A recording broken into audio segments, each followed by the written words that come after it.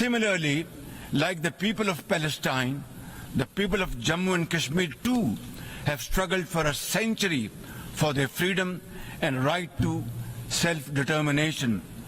Instead of moving towards peace, India has resiled from its commitments to implement the Security Council resolutions on Jammu and Kashmir.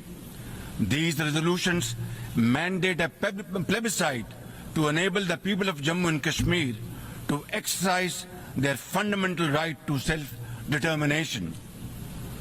Ladies and gentlemen, since the 5th of August 2019, India has initiated unilateral illegal steps to impose what its leaders ominously call a final solution for Jammu and Kashmir. Day in and day out, 900,000 Indian troops terrorize the people of occupied Jammu and Kashmir with draconian measures including prolonged curfews, extrajudicial killings, and the abduction of thousands of young Kashmiris. At the same time, in a classic settler colonial project, India is seizing Kashmiri lands and properties and settling outsiders into occupied Jammu and Kashmir in their nefarious design to transform the Muslim majority into a minority. This hackneyed tactic is employed by all occupying powers, but it has always failed. In Jammu and Kashmir too, it shall fail by the grace of God. Ladies and gentlemen,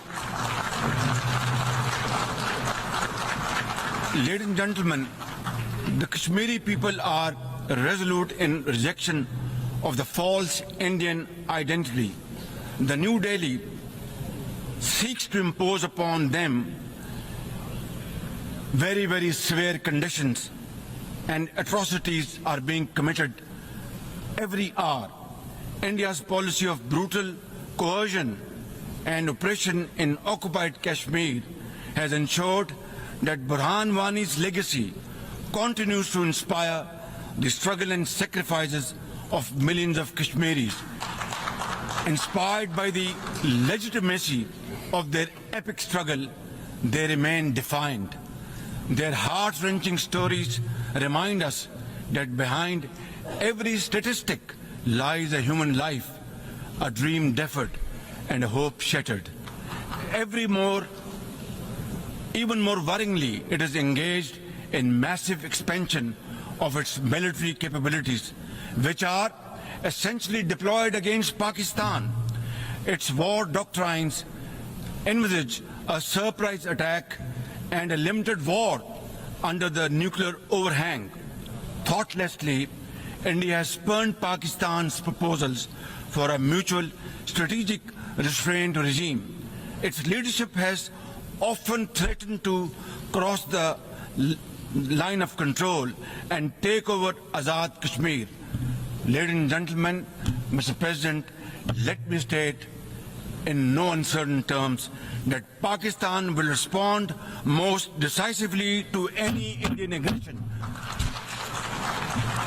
Therefore, to secure durable peace, India must reverse the unilateral and illegal measures it has taken since 5th of August 2019 and enter into a dialogue for a peaceful resolution of the Jammu and Kashmir dispute in accordance with the UN security resolutions and the wishes of the Kashmiri people.